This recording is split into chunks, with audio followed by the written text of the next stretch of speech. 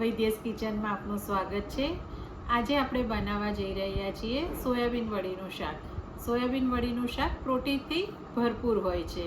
અત્યારે ચોમાસાની સિઝનમાં આપણને શાકભાજી ગમે એવા નથી મળતા અને અંદર જીવાત પણ ઘણી બધી હોય છે અને અંદર પાણી વરસાદનું પડે તો એ જલ્દી બગડી જતા હોય છે, જ્યારે સોયાબીન વડીનું શાક ફટાફટ થઈ જતું હોય છે અને હેલ્ધી પણ હોય છે। તો ચાલો બનાવવાનું શરૂ કરીએ। આજે જે આપણે સોયાબીન વડીનું શાક બનાવવા જઈ રહ્યા છે, મેં અહીંયા ન્યુટ્રેલાની તૈયાર લીધી છે વડીઓ અને અહીંયા પાણી ગરમ કરવા મૂક્યું છે।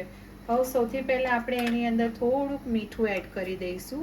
પાણી ગરમ થઈ ગયું છે અને એની અંદર થોડીક વડીઓ એડ કરી દઈશું। અહીંયા મેં સૌથી મોટી સાઈઝમાં આવે છે એ નથી લીધી, નાની સાઈઝની લીધી છે। લગભગ અડધું પેકેટ મેં આની અંદર એડ કરી દીધું છે। હવે આની સાથે સાથે આપણે થોડુંક હળદર પાવડર અને મરચું પાવડર પણ એડ કરી દઈશું અને એને ઉકળવા દઈશું। અહીંયા સાઈડમાંથી આપણું પાણી ઉકળી ગયું છે। હવે આને ઢાંકી અને લગભગ 15 થી 20 મિનિટ આપણે વડીઓને રહેવા દઈશું। હવે આપણે એક મિક્સર જારની અંદર 1 ઇંચ આદુનો ટુકડો લઈશું। 7 થી 8 કળી લસણ લઈ લઈશું। સાથે 1 નંગ લીલું મરચું લઈ લઈશું। અહીંયા મેં 8 થી 10 કાજુ અને તળેલી ડુંગળી લઈ લીધી છે, એ પણ આપણે સાથે લઈ લઈશું અને આ બધી વસ્તુને આપણે ક્રશ કરી લઈશું। અહીંયા આપણી વડીઓ સરસ ફૂલીને તૈયાર થઈ ગઈ છે, એને પાણીમાંથી કાઢી લઈશું।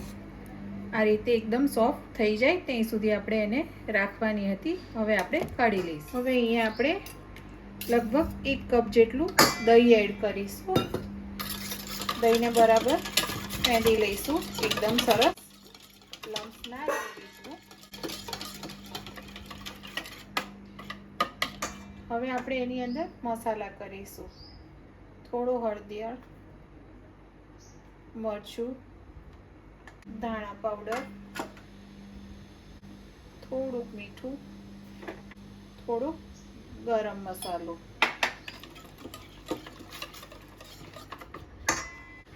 આપણે જે બ્રાઉન પેસ્ટ પીસી હતી એ આમાં થોડીક એડ કરીશું।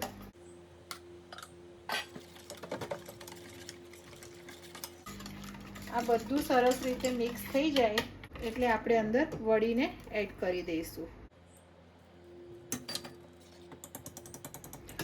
આ રીતે વડીઓને મસાલાથી કોટ કરી અને લગભગ 10 મિનિટ માટે આપણે પાછી મૂકી દઈશું।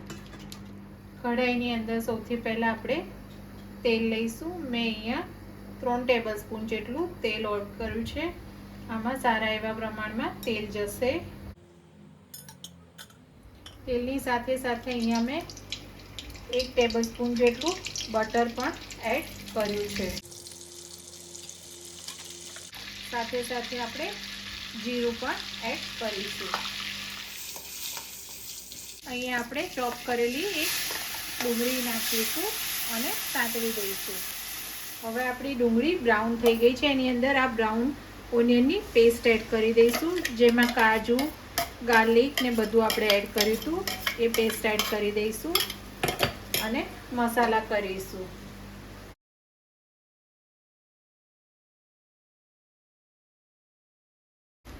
બે મિનિટ આપણે એને સોતે થવા દઈશું। તેલ ઉપર આવી ગયું છે। તેલ ઉપર આવે એટલે આપણે અંદર 3 ટામેટાની પ્યુરી એડ કરીશું। આ મેં કાચા ટમેટા અહીંયા લીધા છે, એને પણ આ રીતે સારી રીતે મિક્સ કરી દઈશું અને એને ઢક્કણે કરી અને 5 મિનિટ કૂક થવા દઈશું સ્લો ફ્લેમ ઉપર। હવે આપણે જોઈશું તો તેલ છૂટું પડી ગયું છે એકદમ સરસ રીતે। હવે આ સ્ટેજ ઉપર આપણે થોડુંક સંચળ એડ કરીશું, થોડોક ચાટ મસાલો એડ કરીશું, થોડીક કસૂરી મેથી એડ કરીશું।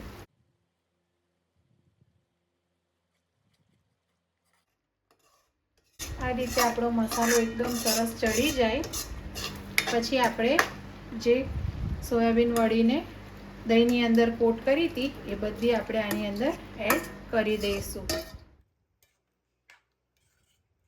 આ રીતે બધું જ એક સરસ રીતે મિક્સ કરી એક સરખું અને ઢાંકી અને લગભગ 5 થી 7 મિનિટ માટે એને થવા દઈશું. તો તૈયાર છે અહીંયા આપણું સોયાબીન વડીનું શાક. આ શાક તમારે ચોમાસામાં અત્યારે શાકભાજી ના મળતી હોય ત્યારે તમે બનાવી અને સર્વ કરી શકો છો. આ ખૂબ જ હેલ્ધી છે અને આ તમે પરોઠા, રોટલી કે પછી અત્યારે મેં એને કુલચા સાથે સર્વ કર્યું છે. તો તમે પણ જરૂરથી બનાવજો. Thank you.